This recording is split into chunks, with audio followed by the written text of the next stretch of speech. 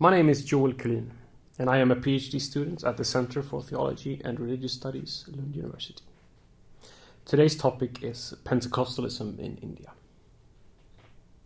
Pentecostalism has been described as one of the fastest growing religious movements globally during the 20th century. Today, one estimation is that up to 500 to 600 million Christians, in one way or another, can be described as Pentecostals. A movement best described perhaps as a charismatic form of Christianity. While still a fairly young branch of Christianity, this movement's rapid growth does not happen only in places like South America or Africa, but also proves itself successful in areas of South and Southeast Asia in general, and India in particular. One reason for Pentecostalism's impressive track record, especially since the 70s, is its ability to take root and spread in a variety of cultural contexts and widely divergent traditions.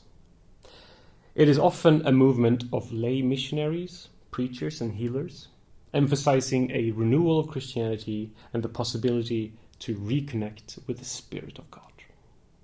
This is an important key to its progress. While it is difficult to arrive at a precise number in India, the World Christian Encyclopedia Online argues that Christians make up to 67 million, or 4.9% of the total population, and that Pentecostals and Charismatics make up around 21 million of these, which is about 30% of the Christians in India. The origin of Pentecostalism and its claim to represent Christianity stems from a charismatic event depicted in the New Testament and the first chapters of the book of Acts.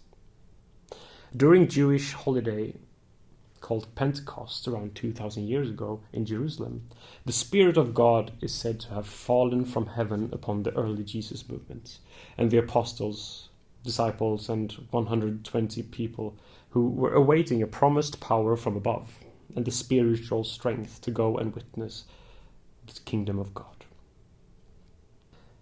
And at the Jewish day of Pentecost, which is a festival on the 50th day after Pesach or Easter, since Pentecost means 55 in ancient Greek, Jesus' followers all of a sudden felt like flames of fire appearing above their heads, like leaves or tongues. From this event, the Jesus movement were given divine power to speak in tongues, or in, to them, unknown languages. And they are said to have experienced a baptism or complete immersion into the Spirit of God. Contemporary Pentecostals cling to this event, claiming to have a similar strong and personal connection with the very life-giving roots of Christianity and the Spirit of God.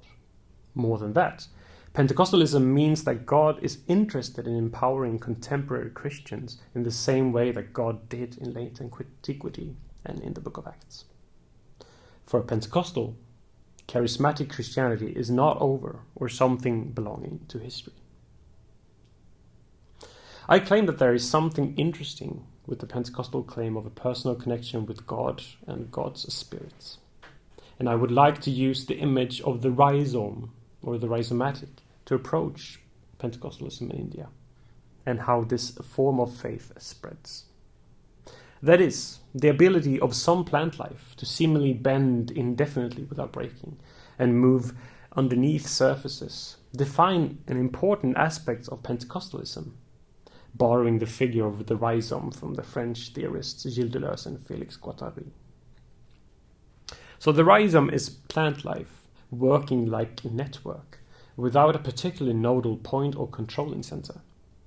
Consider the endlessly important and popular Indian plant, ginger, that grows by expanding through its roots. Sometimes called creeping rootstock, the rhizome is a perfect figure for the way Pentecostalism operates.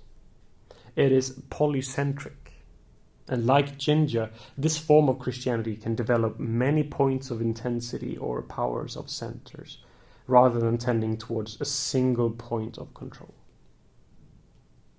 This form of Christianity is less like a tree with a top-down structure and more like a network of roots.